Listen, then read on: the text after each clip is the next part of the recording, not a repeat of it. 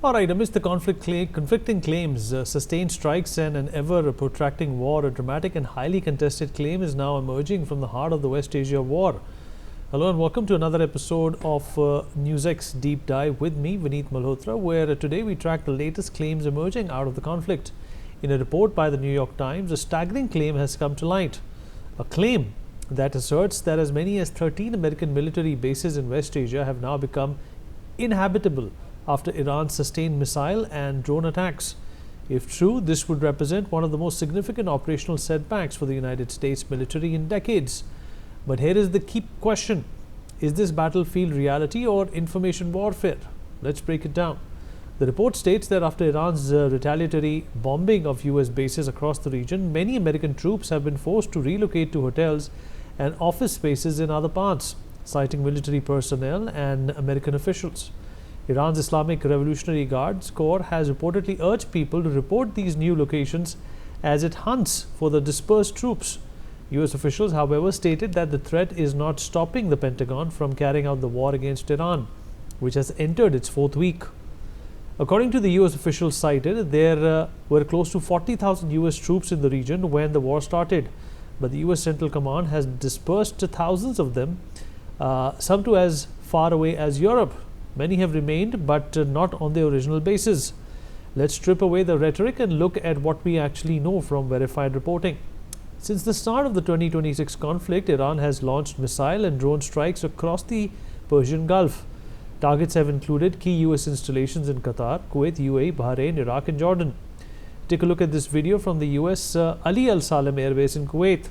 The US bases in Kuwait, which also include Camp Arif Jan and Camp Buharing, took the worst hits, being the closest to Iran.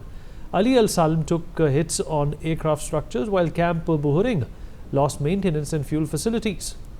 The story is told not just through videos but satellite imagery as well. This imagery shows the destruction of Ali Al Salem Air Base. The damaged compound and hangar reportedly housed a MQ-9 Reaper. A United States military installation near Camp Arif Jan in Port Shuaba, Kuwait, was also struck by an Iranian drone on the 1st of March, resulting in the deaths of 6 soldiers from the United States Army Reserve. Look at these before and after images from the US military base in Arif Jan. Reports also state that communications equipment of the US Department of Defense ground forces was completely destroyed in the attack.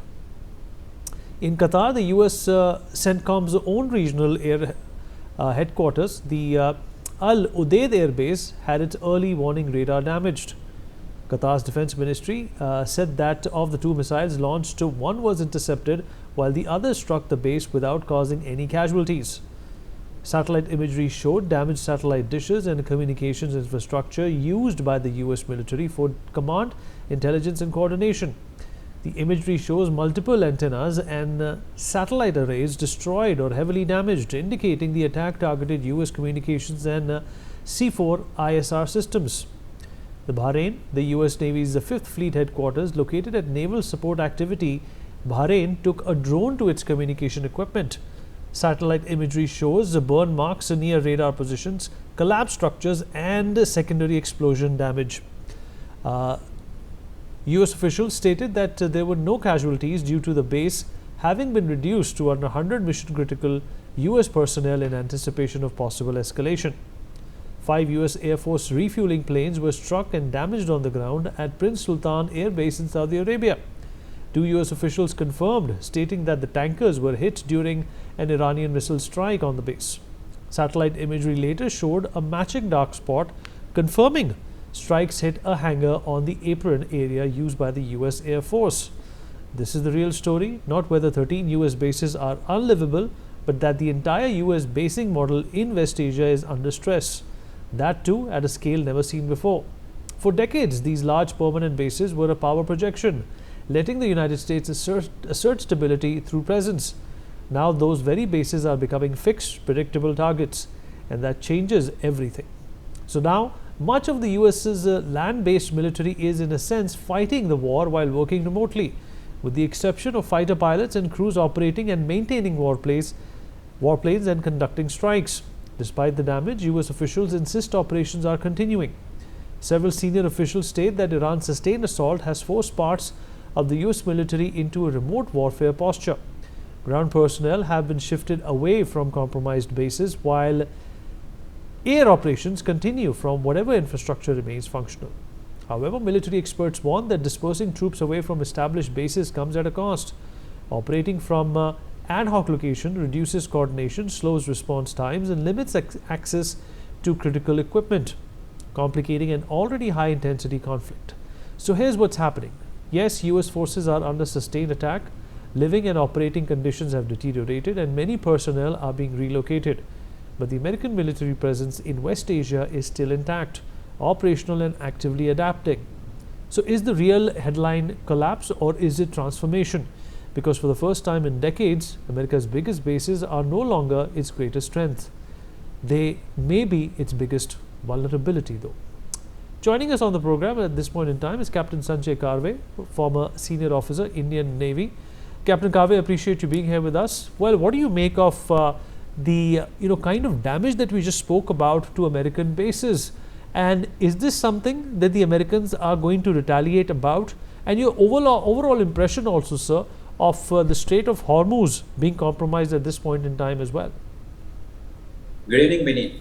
As you have rightly stated, there is a change in the scenario, not only for the United States, but also for the Gulf Council countries. Because for decades, the GCC was confident that the US support would be there in case someone would be attacked. Today, people down there are questioning that if they can't protect their own bases, what are the chances that US would step in and protect these nations? We also have to understand this fact that the so-called the US fleet, which is supposed to be one of the largest and the most powerful fleet on seas, high seas, is stationed in such a way that it is out of range of the Iranian missiles. What does it tell you? That the US Navy or the US government is still wary about the Iranian threat to their armed forces. The government has talked of airdrop or airborne commandos or para commandos to be dropped in Iran. Point to be noted is they have lost their tankers. To drop paratroopers from air, the aircraft has to reduce the speed to about 120 to 130 knots, that is roughly 200 kilometers. Having made this statement in open that our airborne troops are ready, it would be foolish to assume that Iran would do nothing about it. This aircraft would be sitting ducks in air, even if they're escorted by fighter aircrafts.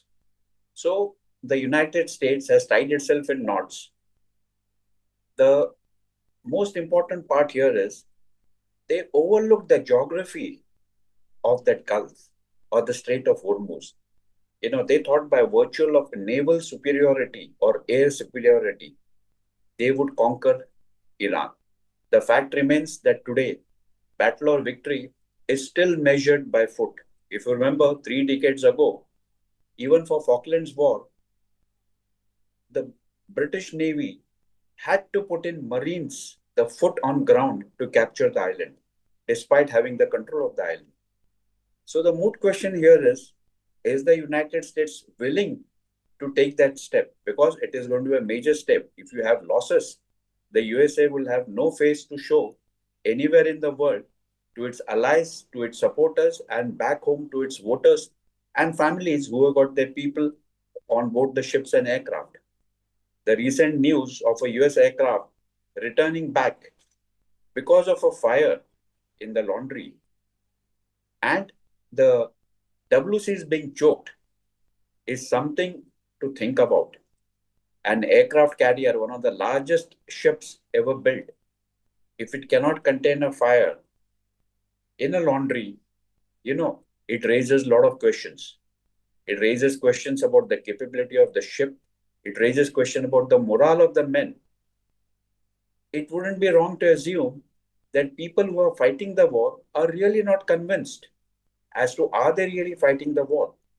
Same thing is happening with the Gulf nations. Iran is selectively targeting the bases there. Yes, there is collateral damage, which would happen in any military activity. There will be collateral damage. But Iran has made it amply clear that we are targeting the US bases in and around the Persian Gulf or in and around the Strait of Hormuz. The United States had also very strategically taken up these bases with the eventual aim to control the Gulf or to control the Strait of Hormuz. If you have a look at the Iranian coastline, it is not a clean coastline. It has got a lot of curves, indentures, and these are the places, where small, fast attack crafts can easily be concealed. Who can carry out a surprise attack? It is very easy to say that I am a huge naval power and I will enter the Strait of Hormuz. Fair enough, It is sir. Fair enough, sir. We have a paucity of time, but I appreciate your thoughts and you've given us some very valuable feedback, sir. Thank you for your time.